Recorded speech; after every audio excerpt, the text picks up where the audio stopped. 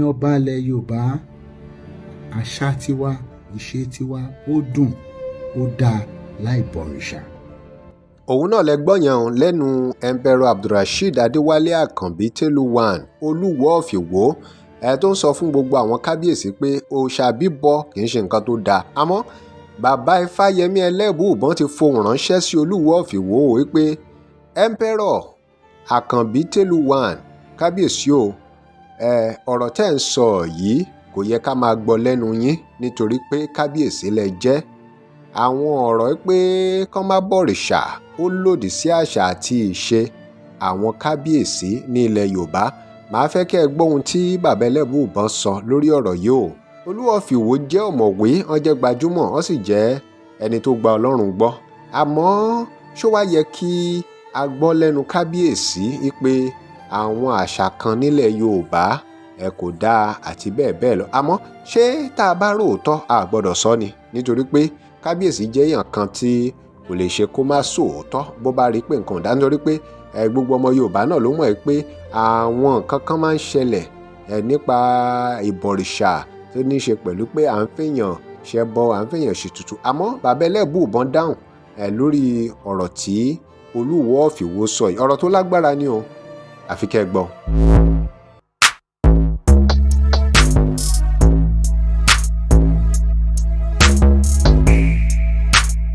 Welcome to Cross-BlogX TV. Remember to like, share and follow us. Ẹ jẹ́ á gbọ́ ohun tí ọba Ìwó sọ tó sọ síwájú sí lórí àwọn kábíyèsí, lórí ọ̀rọ̀ àwọn kábíyèsí tó bọ̀ ìṣà. Kódà Olúwo of Ìwó sọ̀rọ̀ lórí àṣẹ wípé bó o bá ń bọ òrìṣà, àṣẹ òrìṣà lórí. Àmọ́ bó o bá ń bọ Ọlọ́run, àṣẹ Ọlọ́run lórí. Ẹ jábọ̀.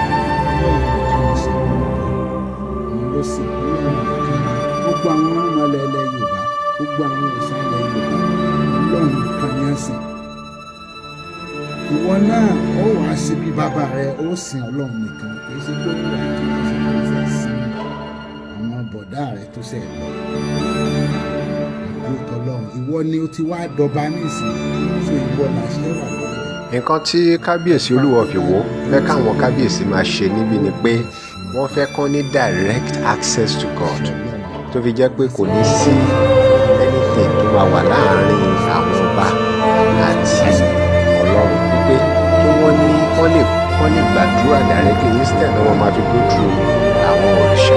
And tá a bá fẹ́ wò náà, tá a bá fẹ́ consider gbogbo àwọn nǹkan tó òrìṣà máa ń gbà àti bẹ́ẹ̀ bẹ́ẹ̀ lọ, wọ́n ní agbára o, wọ́n ní agbára. So to a large extent àwọn kan máa support Olúwo of Ìwó lórí ọ̀rọ̀ òrìṣà bíbọ nínú àṣà àti ìṣe Yorùbá. Òrìṣà bíbọ àti ọba Ọlọ́run ọba tó ń ṣojú ẹ̀, wọ́n bára wọn ṣe, orogún ni wọ́n.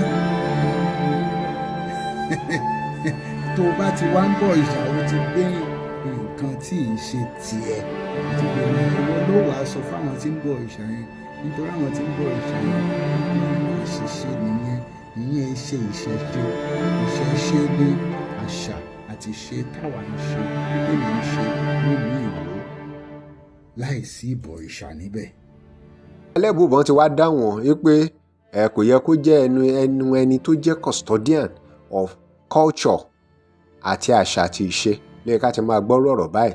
Àmọ́ kí ni ìdáhùn sí ohun tí Olúwo of Ìwó sọ? Ẹ já gbọ́ lẹ́nu bàbá Ẹlẹ́bùíbọn fúnra wọn.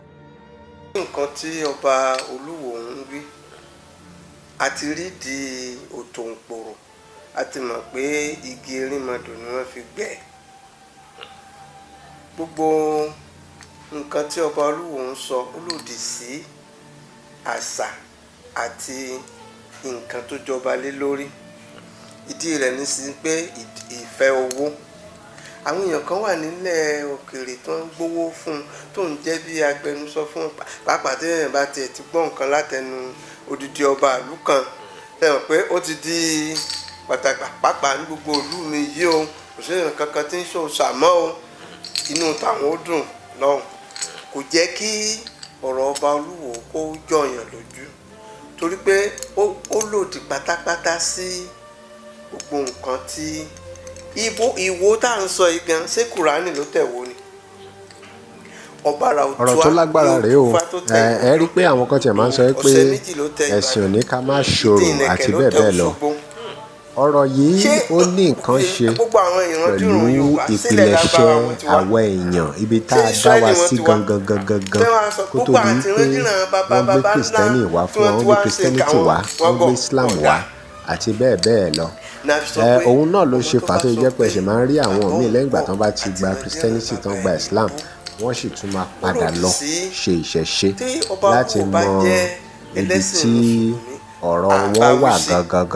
gangan nítorí pé ṣùgbọ́n kí àṣà kìrìsìtẹ́nì tó dé ìṣe kí tó Islam tó jọba dé lé lórí ni a ti ó dá gbọ́dọ̀ àwọn lè kan dáàbò sí bò. ilẹ̀ Yorùbá a sì ti ó ń sì sọ ti ní lọ́pọ̀lọpọ̀ gbà pé ní bá tradition mọ̀ kan tí wọ́n ń pé ṣe níbẹ̀ Mùsùlùmí tó ń ṣe tó sì jẹ́ kò pé ní jẹ́ kóun Ifá yìí náà bọ̀wọ̀ wà fún lára nǹkan tí wọ́n ṣe nílẹ̀ àbáláyé kó Yorùbá má wulẹ̀ láti jọba àtayé dáyé kó tó di pé kó àwọn fọbaálẹ̀ missionary fáwọn wá tí ó jẹ́ sí ilẹ̀ Nàìjíríà tán wá sí torí Áfíríkà tán báyìí wá là sí ń ilẹ̀ ṣe Yorùbá. nílé wa ọ̀rọ̀ ńlá rèé. ìwọ bòmíì ò lè wá gbé àṣà alẹ̀ Lárúbáwá wá ṣé èdè tó ń sọ níwò ṣé ni wọ́n sọ nílẹ̀ Arabic ṣé aṣọ tó ń wọ̀ ń bẹ̀ ṣé ni wọ́n wọ̀ ń bẹ̀ kò lè ṣeé ṣe kò lè ṣeé ṣe èmi tí mo tún ọ̀pọ̀lọpọ̀ gbà láti ní ìtàkùrọ̀sọ tí mo ti sọ pé ọba Olúwo kò lágbára kò ní àṣẹ láti lè sọ pé ní ohun bóyá ní Ìwó o ó lè sọ pé kán má sòsàmọ́ ní Ìwó o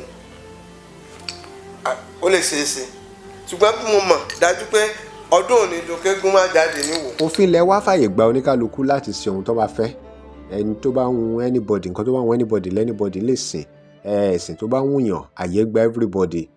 lóòótọ́ èèyàn lè jẹ́ adherent of a particular religion àmọ́ èèyàn gbọ́dọ̀ ṣọ́ra tí èèyàn bá jẹ́ custodian of a particular culture nítorí pé wọ́n máa ń sọ wọ́n ní wọ́n ń gbọ́ búburú lẹ́nu abọ́ rẹ̀ so ó máa ṣe bákan lára àwọn ọmọ Yorùbá nígbà tó bá jẹ́ pé ẹnu kábíyèsí gan ni wọ́n ti ń gbọ́ pé kò yẹ kí nǹkan báyìí rí báyìí àmọ́ tá a bá tún wá wo gbogbo àwọn problems tó relate gbogbo àwọn dangers tó relate mọ́ òòṣà bíbọ nílẹ̀ Yorùbá à ń fèèyàn ṣe tutù ni à ń fèèyàn ṣe gbà à ń fèèyàn ṣàwó àti bẹ́ẹ̀ bẹ́ẹ̀ lọ ọ̀pọ̀lọpọ̀ ló máa support Olúwo of Ìwó nítorí pé àwọn disadvantages òrìṣà bíbọ yẹn náà ó ní effect lórí àwọn ènìyàn tí àwọn ọba tí wọ́n jọba lé lórí.